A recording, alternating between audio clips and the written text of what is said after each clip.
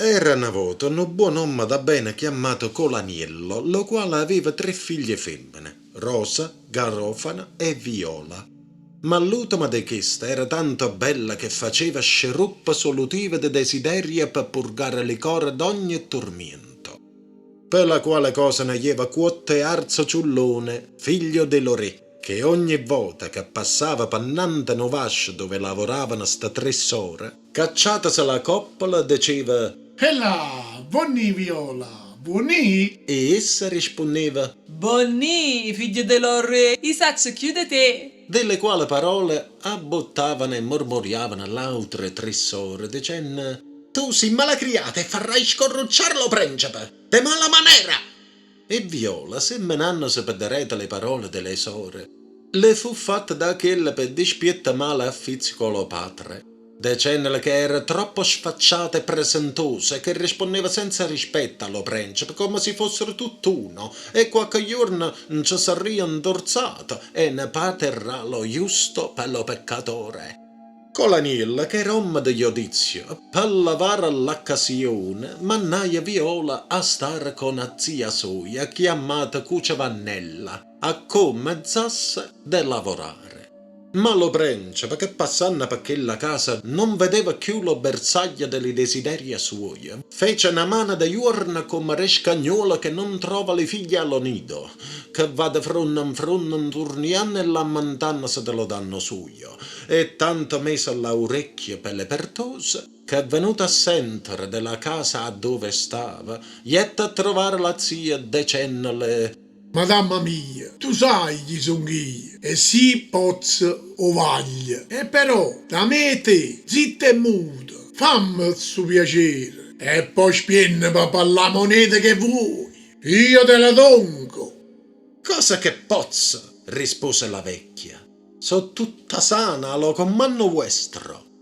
E lo principe Non voglio nient'altro da te che mi faccia passare a Viola, e piglia di servizio mio. e la vecchia le pregaia, io per servire non posso fare altro che tenere le panne a chi va a natare.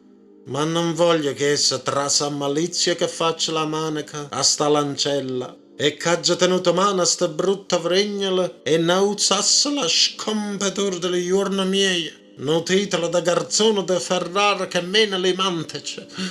Però quello che posso fare per darti lo giusto è che veiate a nascondere dentro la camera terrena dell'uerta dove, con qualche scusa, io ti mannerraggia Viola. Come tu avrai allo panne le froce in mano e non ti saperai a servire, la colpa sarà toia. Lo principe, sentuto questo, ringraziatelo dello buon affetto, senza perdere tempo s'incaforchiaia alla camera, e la vecchia, con scusa di voler tagliare non sa che tela, disse alla nepote: «Oh, Viola, va, se mi vuoi bene, allo vascio, e pigliami la mezza canna». E Viola trasenna alla camera per servire la zia, s'addonaia della guaiete e pigliata la mezza canna destra come a gatta zompaia fuori dalla camera, lasciando lo principe cresciuto di naso per vergogna e indorzata di crepantiglia. E la vecchia, che la vede venir così all'angurrenna, se sospettaia che l'astuzia dello principe non aveva pigliato fuoco. E da là a un altro poco disse alla figliola: «Va, nepote mia, alla camera de vascia e pigliamelo giummer de filo brescianiello, da coppa chi lo stipo». E Viola, correnne e pigliando lo filo, sciuliaia come un'anguilla da mano dello principe. Ma poco stette che la vecchia le tornai a dicere: «Viola mia, se non mi piglia la fruocia bascia, io so consumata». E Viola scesa a bascia, appelò terzo assauto, ma fatta forza de cane, scappaia dalla taiola e s'aiuta d'auto tagliai con la fruocia stessa la orecchia della zia decennole. Te, tenete sto buono beveraggio della Sanzaria, ogni fatica cerca premio. A sfrisate da nord, sgarrate da orecchie. E se non ti taglio lo naso, per zie, perché possa sentire un male odore della famatoia. E gai, ruffiana! Accordiamo seri. Porta pullas, mangia, mezza picciarilla. Su, puh. Così dicendo, se ne iezza in tre zumba alla casa sua. Lassanna la zia scarza da orecchie e lo principe, chino de lassa mastare.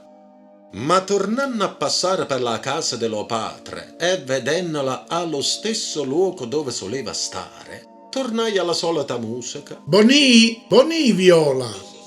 Ed essa subito, da buono diacono, Bonni, figlio dell'ure, io saccio più di te. ma le sore, non potendo più comportare sta miettanante, fecero confarfa tra loro de messiere nella.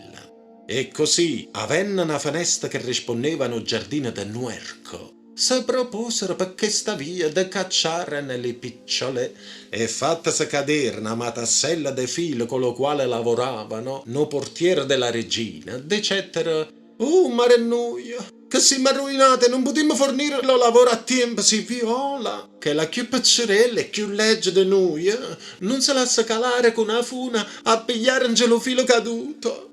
E Viola, per non la vedere così afflitta, s'offerse subito di scendere e legatela a una funa, la calarono a bascia e calatela, lasciaro ir la fune.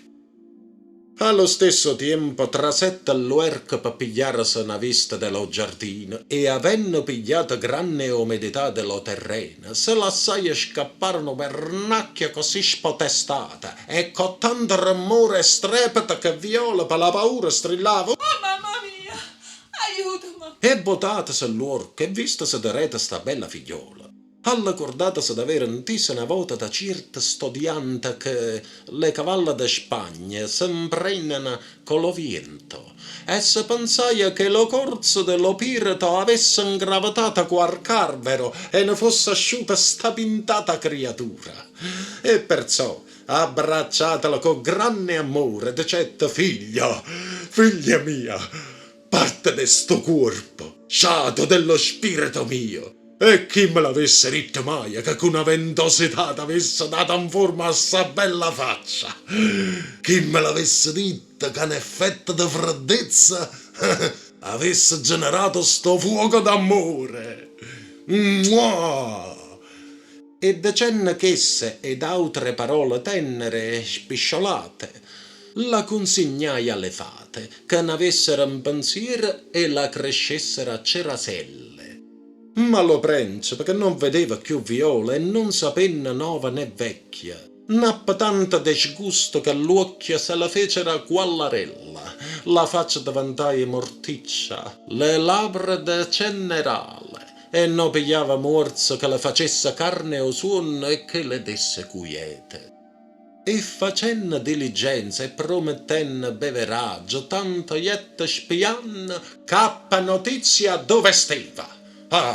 E fattasi chiamare l'uerco le disse che trovandosi malato, come poteva vedere, l'avesse fatta piacere di contentarsi che potesse stare un giorno solo e una notte allo giardino suo, che la bastava una camera schitta per ricriarsi lo spirito. L'uerco, come vassallo dello padre, non potendole negare sto piacere di poco cosa, l'offerza sino bastava una tutte le camere sue e la vita stessa. Lo principe, ringraziatolo, se fece consegnare una camera che per buona fortuna sua steva vicina a quella dell'uerco, lo quale dormeva a un letto stesso con Viola. E come scette la notte a giocare a stienne mia cortina con le stelle, lo principe, trovata la porta dell'uerca aperta, che per essere state e dal luogo sicuro le piaceva di pigliare frisco, trasetta chiano chiano ed attastata la banna de Viola le dece due pizzache, la quale scetata se cominciai a dicere: Oh, tata quanta pulce. E l'uerco fece subito passare la figliola a un altro letto e lo principe, tornando a fare lo medesimo e Viola gridando della stessa maniera, l'uerco, tornando a fare le cagnare mo matarazze e mo lenzuola, se ne scorse tutta la notte con sto traffico, finché, portata nuova all'aurora, che lo sole s'era trovato vivo, s'erano levate le panne da lutto da tuorno allo cielo. Ma subito che fu fatta giorno per quella casa e vista la figliola a piedi della porta, le disse come soleva Bonì, Viola. Mua. e rispondendo Viola, Bonnì, figlio dello re, io saccio chiudite. la precaia lo principe. Ottata, quanta pulice. Viola che sentette sto tiro trasette subito a malizia che lo frusciamento della notte fosse stato corrivo dello principe e giuta a trovare le fate le contaia stufatte. Sì e chessa, dissero le fate, e noi facimmela da accorzare, da marinare a galiota, e si t'ha muzzicata stu cane, vedimmo d'averne lo pilo. Issa te n'ha fatta una, e noi facimmo un cennone e mezzo a issa. Fatta donca dare dall'uerco nu par de chianelle, tutte piene de campanelle, e poi la safrannuio, che lo volimmo pagare de buona moneta.